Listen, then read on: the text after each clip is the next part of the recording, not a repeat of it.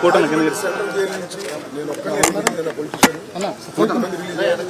వాళ్ళ ఇంటికి వెళ్ళలేదా వాళ్ళ వెనకాల వెళ్ళలేదా నేను అనాథలం కాదా మరి ఏంటిది వాడికి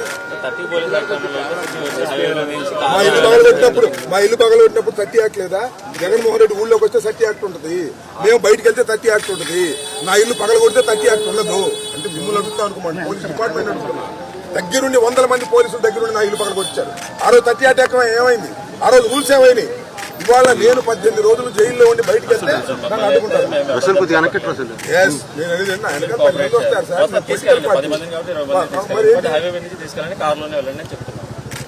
కారులో మీరు ఏవో చేస్తే కారులో వెళ్తా, లేకపోతే ఇక్కడ నుంచి నడిచి వెళ్తా.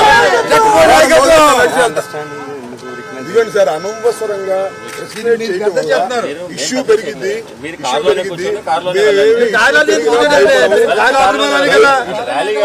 లేదు మీరు వెళ్ళండి, కార్లోనే వెళ్ళండి. 100 కార్లు ఇప్పుడు మీరు రూల్స్ అనేది స్ట్రిక్ట్ గా అన్ని చోట్ల అమలు చేస్తే సంతోషం. కొన్ని చోట్ల అమలు చేసి కొన్ని చోట్ల అమలు చేయకపోతే ఐ కాంట్ యాక్సెప్ట్. ప్రజాస్వామ్యంలో ఉన్నాం, మేమేమి అనామకులం కాదు కదా. మన దాకా పరిపాలన చేసిన వాళ్ళం మేము కూడా.